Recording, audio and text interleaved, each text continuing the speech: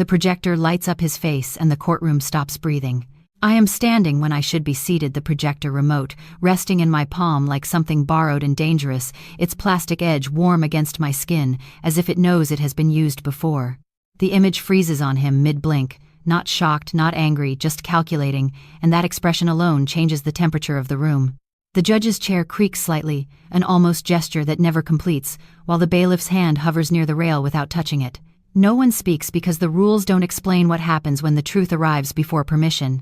The remote clicks softly as I release pressure, and the sound is loud enough to feel like a violation.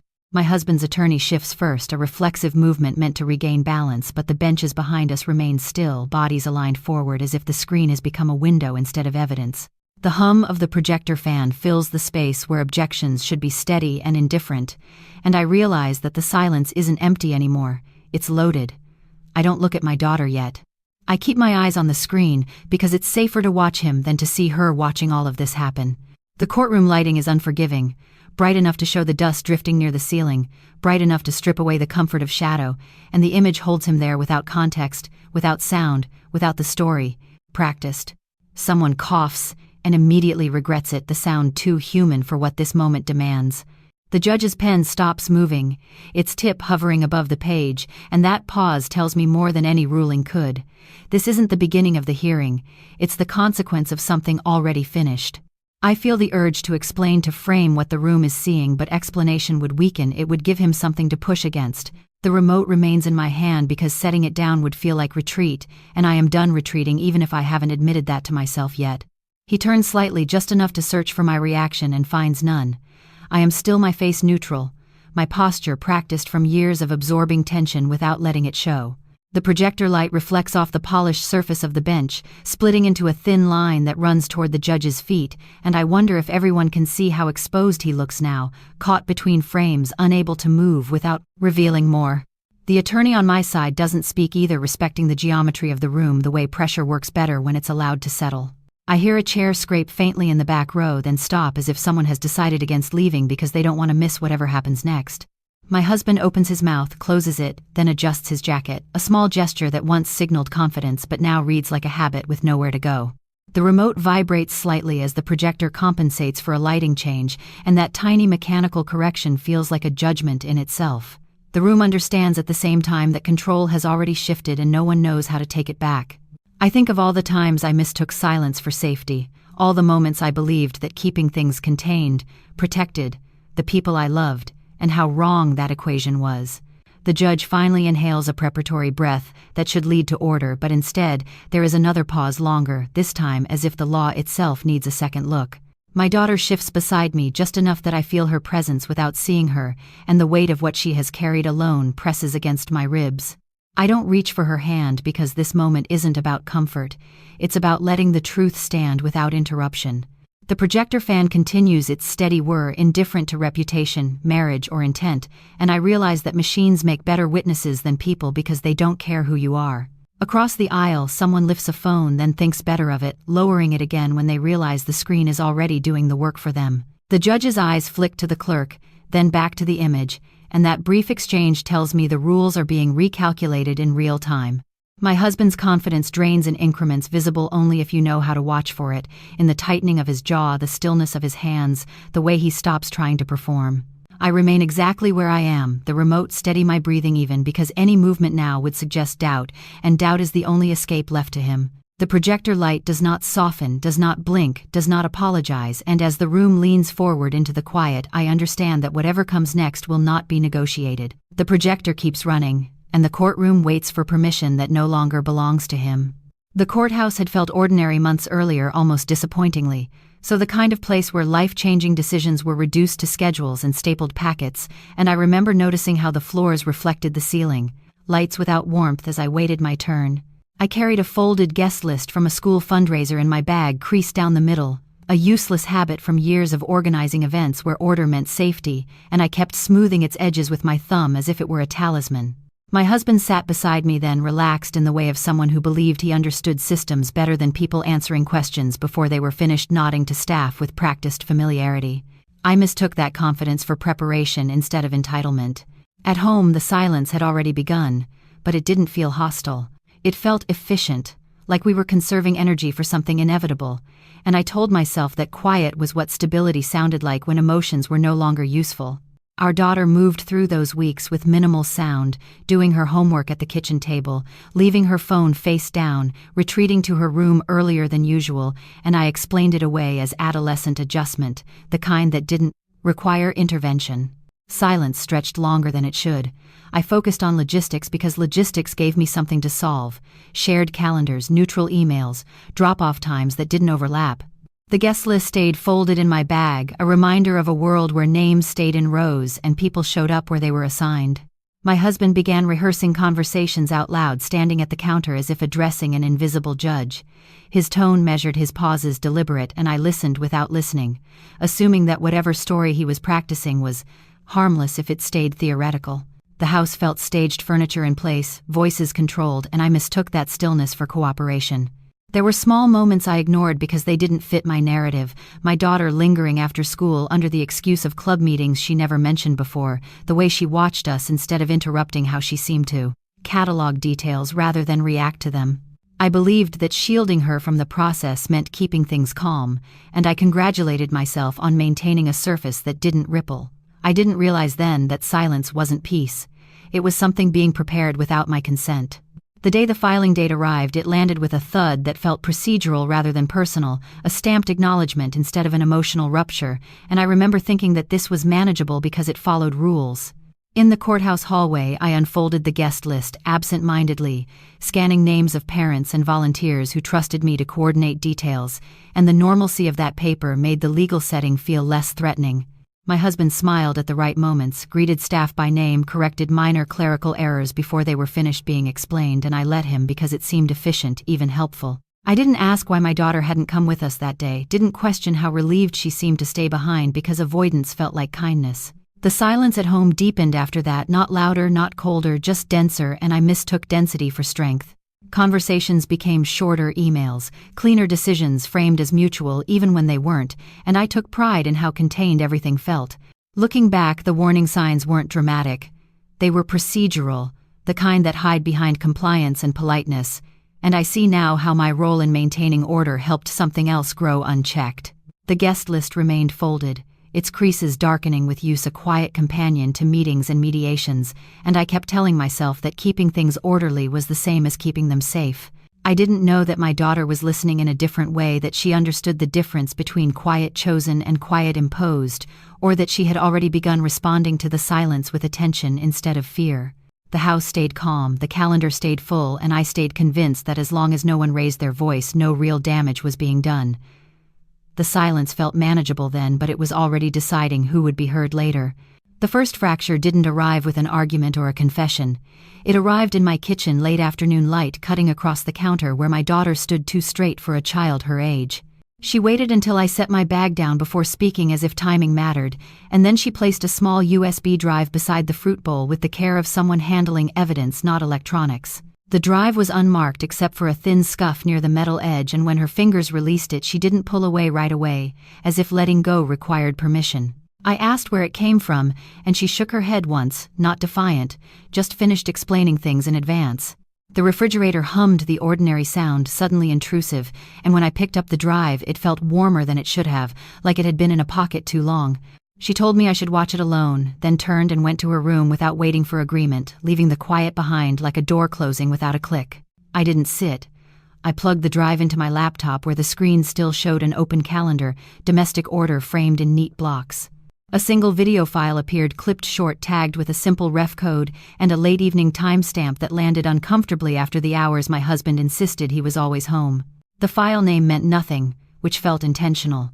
I pressed play, and the image filled the screen with a corridor I recognized instantly by the pale wall stripe and the exit sign glow even before the small location label confirmed it.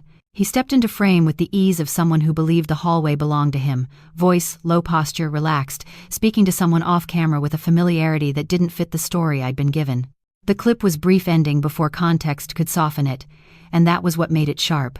There was no arc, no explanation, just presence where absence had been sworn. I stopped the video before it finished buffering the last second, not because I doubted what I saw, but because continuing felt like crossing a line I wasn't ready to redraw. My hands stayed on the keyboard longer than necessary, fingers resting where certainty had just settled. I didn't cry. I didn't call him. I closed the laptop and stared at the dark screen until my reflection looked unfamiliar, flatter, less forgiving.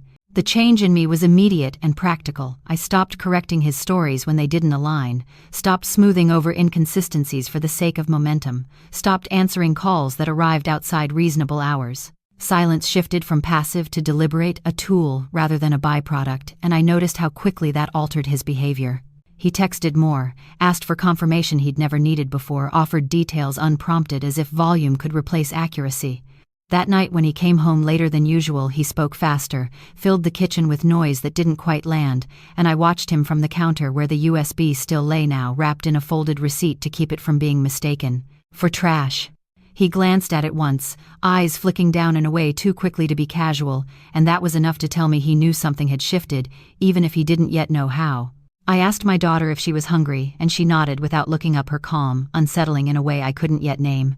I didn't ask how she got the video, didn't ask why she recorded instead of telling me, because the answers would have required admitting how long I hadn't been listening. The file didn't accuse him, it simply placed him where he said he wasn't, and that quiet contradiction did all the work. Later alone, I replayed the clip once more, this time watching the background instead of him, noticing the way the light pooled near the exit sign, the steady tick of a clock somewhere out of frame, the exact minute marker that refused to line up with his version of that evening. The timestamp sat there, impersonal and stubborn, and I understood that this wasn't about catching him in a lie so much as breaking the pattern that allowed lies to function.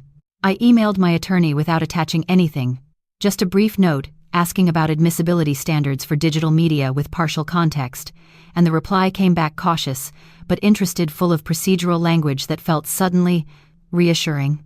When my husband asked later why I seemed distant, I told him I was tired and watched relief flicker across his face before he masked it, a micro-expression that once would have passed unnoticed. I slept lightly, waking at every sound, but my thoughts were steady, reorganizing around a new center of gravity.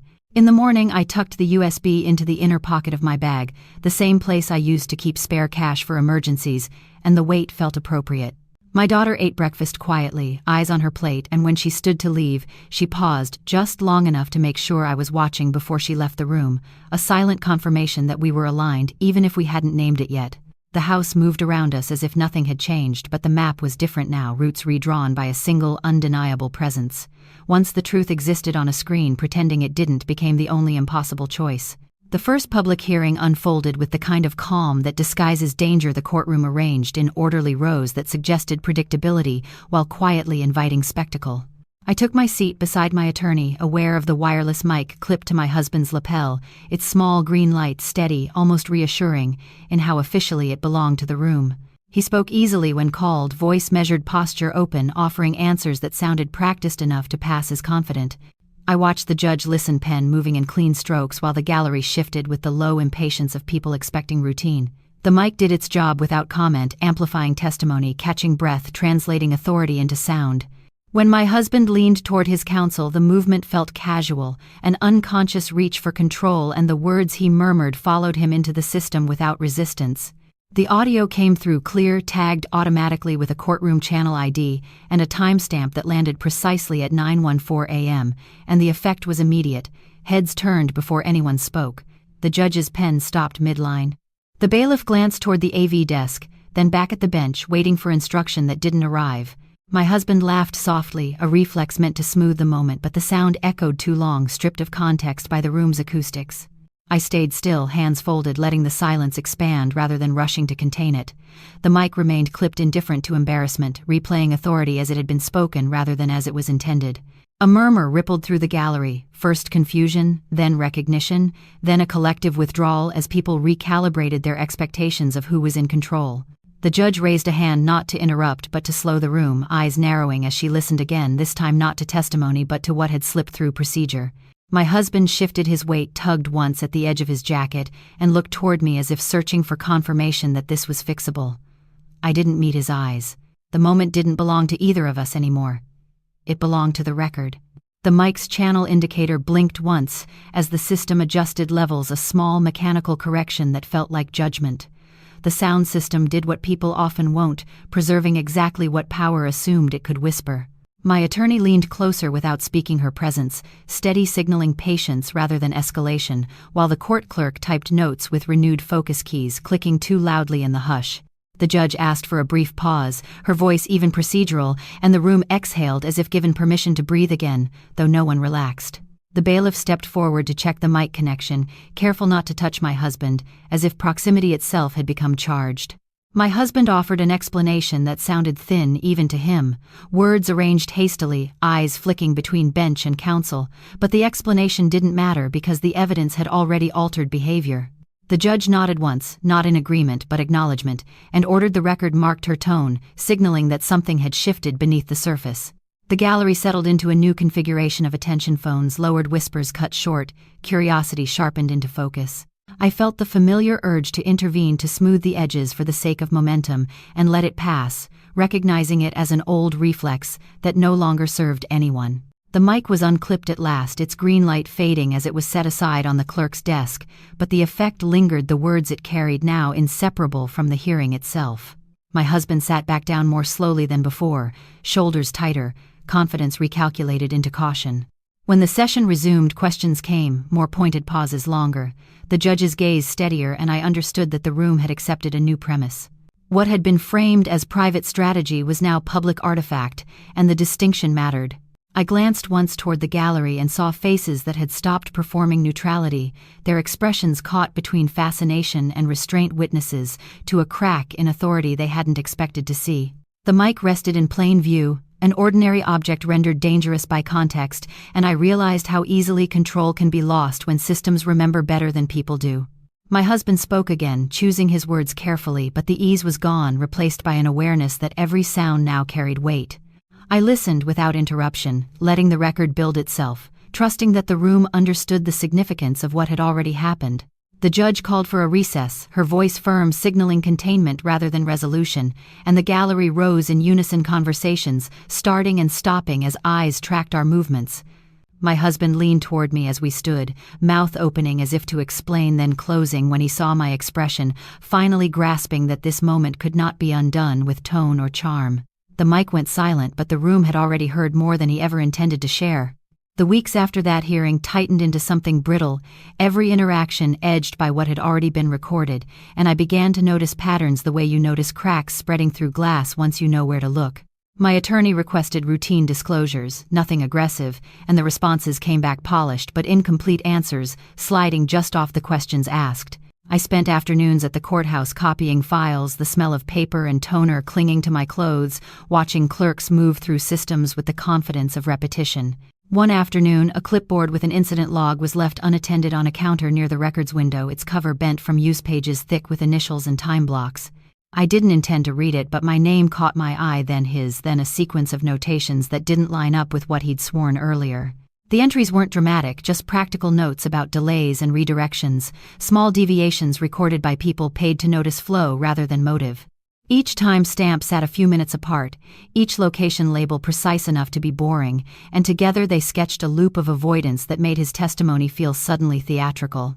I copied the relevant page numbers, the clerk nodding absently as she stamped the request, unaware of how much weight those marks carried. At home, my husband filled the silence with explanations I hadn't asked for, recounting his days in detail, volunteering routes and errands, as if transparency could be retroactive. I listened without responding, letting the words pile up, aware that he was mapping a version of events that required constant maintenance. When he realized I wasn't engaging, his tone, sharpened questions framed as concern, turning quickly into accusation. The avoidance pattern followed him everywhere, stepping out when conversations drifted too close to specifics, changing subjects mid-sentence, correcting himself with unnecessary precision. I placed the photocopied log page on the kitchen table beside the clipboard I'd brought home by mistake, its official weight grounding the air between us.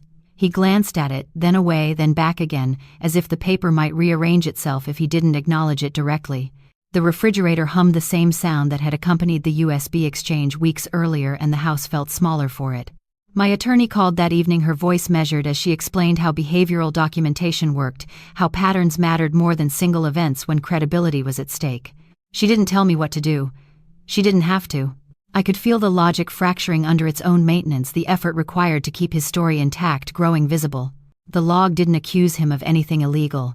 It showed how often he chose absence when presence was required. That night he tried to engage our daughter in conversation, asking about school projects with a brightness that didn't fit the hour, and she answered politely, offering nothing extra, eyes steady in a way that made me proud and uneasy at the same time. I watched him recalibrate, realizing he was no longer the only one observing the room. Sleep came in fragments my mind, replaying the clerk's neutral handwriting the way procedure records truth without intention. In the morning, I slid the clipboard into my bag, the metal clip cold against my fingers, and headed back to the courthouse for another filing, the routine grounding me. The log page moved quietly into the record, not as an accusation, but as context, and I saw the effect immediately in how questions were phrased, how pauses lengthened, how my husband's answers grew more careful and less convincing. He began to arrive early, then late, then exactly on time, as if punctuality could erase the map already drawn. I stayed consistent, neither confronting nor consoling, letting the system do what it was designed to do when given patience and proof. At home, the clipboard sat on the counter, its presence unremarked but unavoidable, a reminder that behavior leaves residue even when intentions are denied. My husband stopped asking why I was distant, and started asking when things would be resolved, impatience creeping in where charm once lived. I realized then that this phase wasn't about exposure yet. It was about pressure, the slow compression that forces truth to choose a shape. The log had done its work without sound, shifting the story from he said to how he moved, and there was no easy way back from that. Once the pattern was visible, every step he took began to testify against him. The pressure shifted after the log entered the record, subtle but relentless, and by the time we reached the mid-phase review, the courthouse felt less like a building and more like a corridor of decisions narrowing around us. My attorney asked for a routine security pull framed as verification rather than accusation, and the response arrived as a single time-stamped CCTV still printed on matte paper, the corridor label clean, the minute marker stubborn. The image showed my husband paused beneath fluorescent panels, body angled toward a doorway he denied approaching, the white institutional light flattening everything it touched. Silence locked the hallway frame in white light. I held the still at arm's length first, then closer, noticing the details he'd never account for. The shadow alignment, the exit sign glow, the way his foot pointed toward access instead of away. The contradiction wasn't dramatic. It was architectural, the kind that collapses a story by changing load-bearing assumptions. My attorney marked the page with a tab, careful to keep her tone neutral, as she explained how timing mattered when systems cross-reference movement. The judge reviewed it privately, the paper moving from hand to hand without commentary, and the absence of reaction told me more than any objection would have. My husband sensed the shift and tried to regain footing, requesting clarifications, offering timelines that grew more precise, with every retelling a mistake that made the gaps louder. The still did not argue. It waited. In the hallway outside chambers, his voice sharpened, asking why this was necessary, why process couldn't remain process, and I answered by not answering, letting the image carry the exchange it had already captured. The fluorescent lights hummed overhead, the same pitch as the projector fan weeks earlier, and I felt the system closing ranks around accuracy rather than intent. The frozen frame refused his timeline, and the building itself seemed to agree. When proceedings resumed, questions narrowed, pauses lengthened, and the judge's gaze steadied on the spaces between words. My husband adjusted his jacket again, a habitual move now stripped of effect, and for the first time he looked not angry but cornered by geometry he couldn't rearrange. I folded the still back into the folder, the paper warm from handling, and understood that we had crossed from suspicion into structure, where stories lose power to images that remember for them. The room stayed quiet, not out of courtesy but calculation, and every step forward felt measured against a minute that would not move. With the hallway frozen in ink, his version of events lost the only place it could stand. The sealed legal envelope arrived without ceremony, slipped across a polished conference table by a clerk who didn't look at me long enough to register sympathy, only accuracy. Its weight was modest, the paper inside dense enough to bend the edge, and the seal held with the confidence of procedure. My attorney waited until the door closed before opening it, the rip of adhesive, controlled, almost apologetic, as if sound itself could bias what followed. Inside was a witness note attached to a procedural form badge. Color-noted, room ID precise. A neutral account of an interaction that shouldn't have happened. My husband requesting a redirection after hours, phrasing it as efficiency, timing it, close enough to a boundary to test whether anyone was watching. The note didn't accuse, it described. That distinction mattered. Authority pressure doesn't arrive with sirens. It arrives with documentation that knows where it belongs. My attorney explained the implications carefully, how the witness's neutrality anchored the account, how the form's routing would force it into review without theatrics.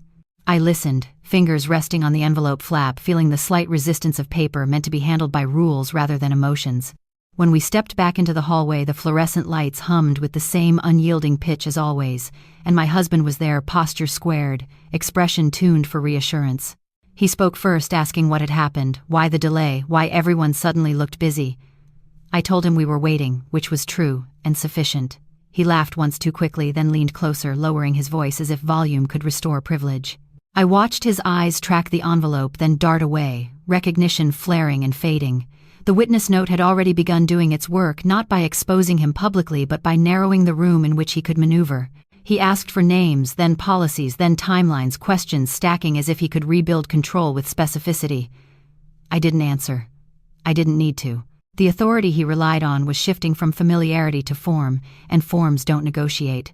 We returned to the courtroom for a short procedural session, the envelope now tucked into my bag like a boundary line. The judge acknowledged receipt of supplemental materials without comment, eyes flicking to the clerk, then back to the docket. The gallery sensed the change before anyone explained it. Conversations cut short, bodies angled forward, attention sharpened by the awareness that process had teeth. My husband adjusted his tie, straightened his jacket, performed readiness, but the performance landed flat, missing the audience it once persuaded. During a brief recess, he cornered me near the water fountain, voice tight, asking why I was letting this escalate, why I couldn't just talk to him. I told him we were talking now, which felt accurate enough. The authority pressure manifested in small ways, meetings rescheduled with less flexibility, questions framed more narrowly, pauses allowed to linger. The witness note traveled ahead of us, altering how people prepared, how they listened, how much benefit of the doubt they extended. The envelope didn't accuse him. It rearranged who the room trusted to define normal. I noticed how my husband began to misread cues, mistaking courtesy for agreement, patience for weakness. He tried charm, then precision, then frustration, cycling through strategies that once worked because no one wrote them down.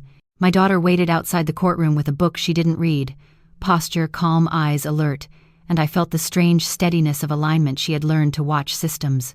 I was finally learning to let them work. When proceedings resumed, the judge asked a single clarifying question, tied to the witness note, neutral in tone, devastating in placement. My husband answered too quickly, then corrected himself, then apologized for the correction, a cascade of adjustments that drew more attention than silence ever could. The clerk typed the keys, sounding louder than before, and I understood that authority pressure isn't about confrontation, it's about visibility. Afterward, my attorney folded the empty envelope once and set it aside, its job complete. The hallway felt narrower as we walked out, doorways holding their shapes with less generosity, and my husband slowed as if pace itself might betray him. I didn't reach for his arm. I didn't offer reassurance. The witness note had placed a limit on improvisation, and everything beyond that limit would be recorded whether he liked it or not. Outside, the day moved on with indifferent brightness, people entering and exiting on errands that had nothing to do with us, and I felt the pressure settle into something reliable. With the envelope opened and logged, every future move he made would be measured against a record already watching. The shift came through sound rather than sight, arriving quietly enough that it took a moment to register how thoroughly it rearranged the room. We were seated in a smaller conference space, adjacent to the courtroom, a place designed for efficiency rather than drama, when my attorney set an audio recorder on the table between us, its brushed surface catching the overhead light. She didn't announce it, she pressed a button and let the device do what it was built to do. The recording began with ambient noise, a faint rustle, a chair scraping, then a voice layered beneath another, familiar enough to tighten my chest before my mind caught up. My husband leaned back, arms folding automatically, the gesture practiced dismissive until the words aligned with his own cadence in a way that could not be coincidence. The clip was short-tagged with a clean ref code and a duration that fit neatly inside a minute he'd sworn was empty, and that precision mattered more than volume. He smiled, at first a reflex meant to minimize, then frowned as the phrases overlapped with statements he'd made on record, the contradiction, settling into place without argument. The recorder sat there indifferent, continuing playback until my attorney stopped it with a controlled tap. The room felt smaller afterward, as if sound had taken up physical space and refused to leave. I watched my husband's eyes flick to the door, then to the table, then to me, searching for a cue that no longer existed. He asked whose voice that was, a question framed as curiosity but weighted with urgency, and my attorney answered by rewinding a few seconds and letting the cadence repeat. The alignment was undeniable, the rhythm of speech matching the denials we'd heard weeks earlier, and I felt the balance tip not dramatically but definitively. I didn't speak. I didn't need to. The evidence traveled faster than any explanation I could offer, altering posture, tone, the very way the air seemed to move. My husband tried to laugh it off, calling it coincidence, imitation, anything that left room for interpretation, but the recorder didn't argue. It replayed. The effect rippled outward, not as spectacle but as recalibration. My attorney slid a legal pad closer, jotting down a note that marked how this would intersect with prior statements, and I understood that we had crossed into a phase where contradictions were no longer abstract. When his own voice undermined his denials, the room recalculated who controlled the sequence. He leaned forward, then urgency replacing charm, asking to hear it again, then again, as if repetition might soften the edges or reveal an escape hatch hidden in the sound. Each playback tightened the bind, the timing aligning too neatly with access logs and hallway stills to be dismissed. I noticed how he stopped looking at me entirely, focusing instead on the device, the table, the walls, anywhere but the person who had stopped intervening on his behalf. The recorder's tiny screen glowed steadily, displaying numbers that refused to change, and I felt a strange gratitude for objects that do not care who they disappoint. Outside the room, footsteps passed, voices rose and fell, the building continuing its ordinary functions, while ours narrowed to a single thread of truth. My attorney paused the playback and explained in measured language how voice matches function in context, how they don't need to be perfect to be persuasive when they align with documented movement. She spoke as if discussing weather patterns, not marriages, and that neutrality stripped the moment of any refuge in emotion. My husband protested, then volume rising, insisting on intent, context, misunderstanding, the usual scaffolding erected when facts close in. The recorder remained silent, its work done, and that silence felt heavier than the sound had. I realized then how completely the power had shifted, not because we had exposed him publicly, but because we had removed the need for belief. The room didn't have to trust anyone. It only had to listen. When we stood to leave, my husband reached for the recorder as if to move it, then stopped himself, hand hovering, understanding too late that touching it would only confirm its authority. In the hallway, he spoke quickly, proposing explanations compromises anything that sounded like forward motion, and I let the words pass through me without landing. The building seemed to notice our pace, doors closing with firmer clicks, elevators arriving a beat later than expected, small frictions accumulating. I felt the countdown begin, not marked by clocks but by behavior, by the way options narrowed once sound contradicted story. My daughter waited at the end of the corridor, posture calm, eyes attentive, and for the first time I saw my husband register her not as background but as force. He looked at her, then at me, and said my name as if it might restore the old alignment. I didn't answer. The recorder was already back in my attorney's bag, its presence lingering without being seen, and I understood that whatever came next would be decided in public where sound and image converge. With the recorder silenced, the countdown started, and he knew the next room would not be private. The forced decision arrived disguised as a scheduling conflict, the kind that looks administrative until you realize how little flexibility remains. A system access log was produced during routine disclosure, printed cleanly with terminal IDs, aligned in tidy columns, masked last four identifiers, preserving anonymity while still telling a precise story.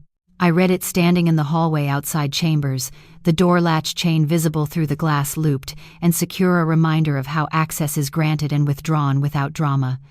The log showed entries where none should exist, activity during windows my husband had described as unreachable, the timestamps clustering around moments he claimed were empty.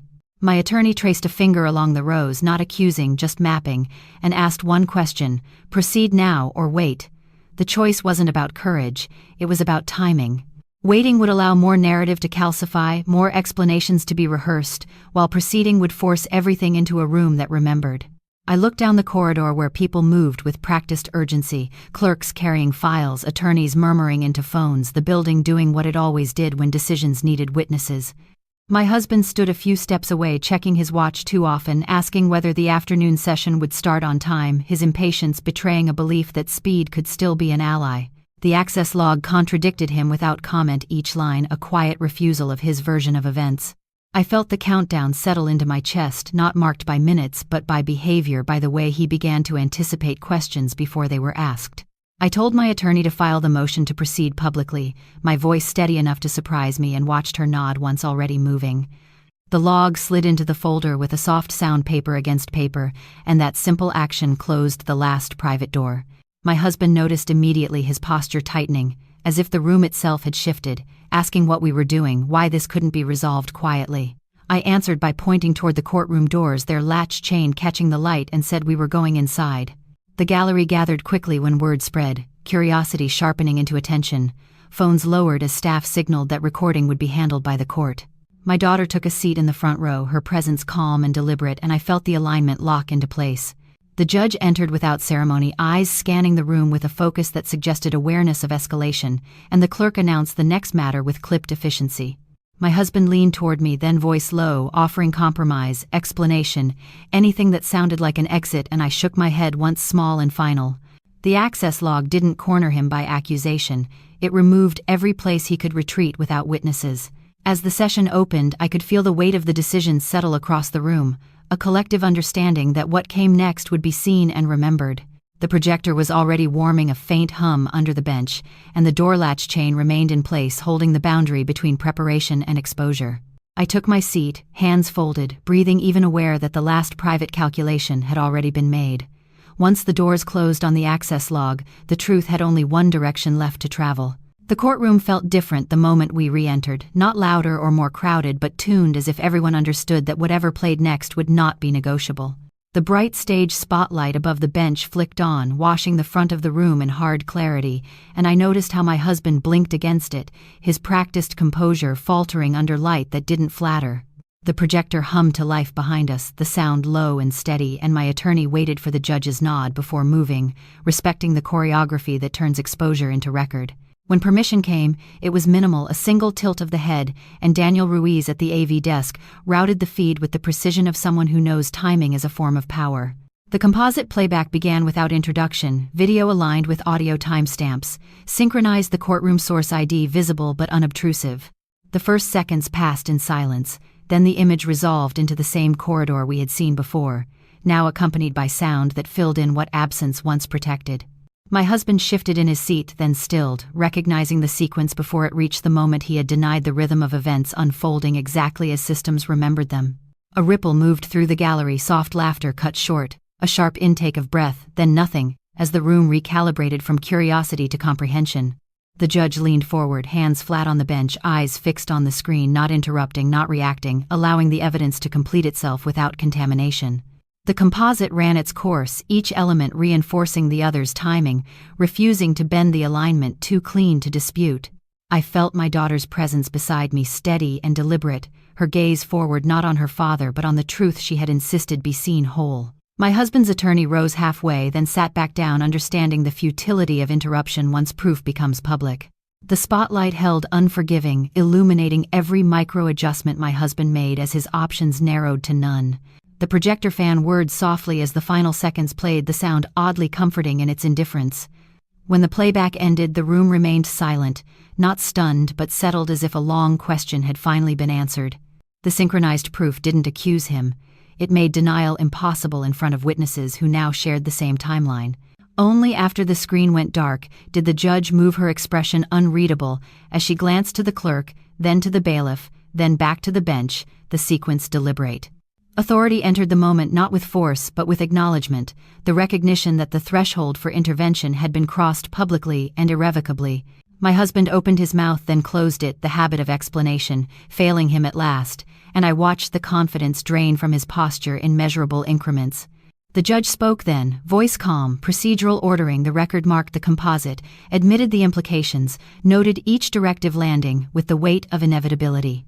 The gallery exhaled collectively, a sound like relief mixed with restraint, and phones remained lowered, the spectacle complete without further amplification. I didn't look at my husband as the ruling took shape. I watched the spotlight instead, how it revealed without commentary, how it refused to dim for comfort.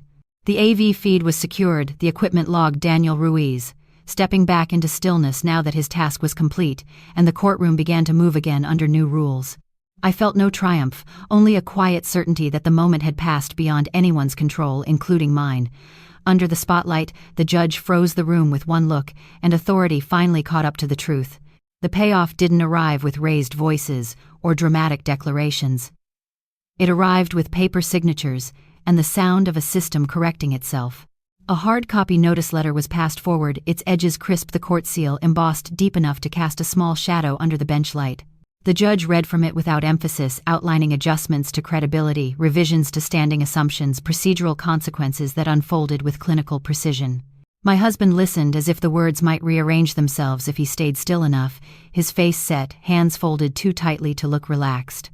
The room absorbed the ruling in stages, first comprehension, then recalibration, then a collective acceptance that something permanent had been decided. Custody parameters shifted, evidentiary weight, reassigned timelines, rewritten not to punish, but to align with what had been proven. The authority in the room wasn't angry. It was thorough.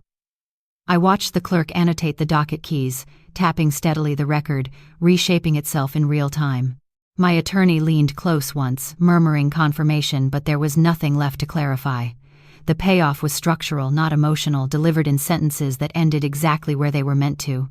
My husband attempted to speak. A reflex triggered by years of believing explanation could still influence outcome, and the judge lifted a hand, not sharply, just enough to indicate completion. The gesture carried more weight than any rebuke. Silence returned, different from before, no longer loaded with tension but emptied of pretense. I felt it settle across my shoulders like release rather than pressure. The notice letter moved from hand to hand, then into the file, its purpose fulfilled without ceremony. In the gallery, people shifted quietly, conversations postponed out of respect for the finality they'd just witnessed. My daughter sat still, eyes forward, posture unchanged, and I understood that for her this wasn't about winning or losing, but about being believed without having to argue. The judge concluded the session with a measured statement about the integrity of process, reminding the room that systems exist to observe patterns as much as events, then rose, signaling closure. We stood as required, the ritual grounding the moment in formality, and when the bench was empty, movement resumed cautiously, as if the room needed permission to be ordinary again. My husband gathered his papers slowly, movements precise, avoiding my gaze, his authority reduced to compliance. I didn't feel satisfaction watching him. I felt distance, the kind that follows when something has been settled beyond appeal. Outside the courtroom, my attorney exhaled a small sound she hadn't allowed herself earlier, and confirmed next steps in a tone that assumed stability rather than crisis. The notice letter remained visible in her folder, a boundary line drawn in ink. I realized then that justice, when it works, doesn't announce itself. It integrates, quietly adjusting expectations until resistance becomes irrelevant. The letter didn't end the marriage. It ended the argument about what was real. I am back at the glass podium where everything finally aligned, the present tense, holding me steady as the room breathes with a different rhythm now. The surface in front of me is clear enough to reflect my hands, fingers relaxed instead of locked together, and I notice how the light passes through the thick glass without distortion, bending just slightly before settling. The courtroom is quieter than before, not with the loaded silence that once pressed against my chest, but with the kind that follows resolution when no one is waiting for the next move. People file in and out for unrelated matters, their footsteps indifferent, and I realize how completely our story has been absorbed and set aside by the system that contained it. The bench is empty at the moment the chair pushed in the microphone, muted authority resting instead of hovering, and that absence feels earned. I think about how many times I stood here earlier in the process, present in body, but braced for impact, mistaking restraint for protection, believing that if I stayed still enough, nothing worse could happen. The glass podium feels cool under my palms, grounding, and I let myself acknowledge that the fear I carried for months is no longer directing my posture. My daughter sits a few rows back, present but not exposed, her gaze calm, her shoulders loose, and I understand that this ending matters less because it is dramatic and more because it is quiet. The echo of the projector fan is gone, replaced by ordinary sounds, papers shuffling, a door opening, a clerk's shoes clicking down the aisle. The building has returned to its default state, and that normalcy feels like proof. I remember the first time silence stretched too long in our house, how I labeled it peace, because that was easier than questioning what it concealed, and I feel a strange tenderness for the woman I was then working with, incomplete information and good intentions. The process did not reward patience the way I thought it would. It rewarded attention, documentation, and the willingness to let systems see what individuals prefer to manage privately. I glance once at the spot where my husband used to sit, now occupied by someone else, waiting their turn, and the absence of reaction in my body surprises me. There is no surge of anger, no satisfaction, only distance, a clean separation between what was and what is no longer relevant to me. The glass podium reflects the overhead lights in soft lines, not the harsh glare of the spotlight that once pinned everything in place, and I breathe more deeply than I have in months. Silence stayed, but control didn't. That truth settles easily now, no longer something I have to defend or prove. I think about how my daughter learned to listen differently, how she recognized the difference between quiet chosen and quiet imposed long before I did, and how her insistence on recording instead of reacting changed the outcome for all of us. The present holds space for that realization without judgment. A bailiff passes, nodding politely, already focused on the next case, and I appreciate the professionalism of moving on. The glass podium is smudged faintly where countless hands have rested, each person arriving with their own version of urgency, and I place my palms flat for a moment, feeling the cold, then step back. There is nothing left to submit, no final statement required, no clarification pending. The story has closed its loop, returning me to this moment with fewer questions and a clearer sense of my own boundaries. I walk toward my daughter, and when our eyes meet, there is no need for reassurance or explanation. The alignment we built through process holds without effort. We stand together for a beat, not rushed, not watched, and then turn toward the exit as the doors open smoothly, the latch no longer a point of tension. The hallway beyond is bright, unremarkable, full of people going about their days, and that ordinariness feels like a gift. The glass holds only our reflections now, and we walk away without needing it to speak again.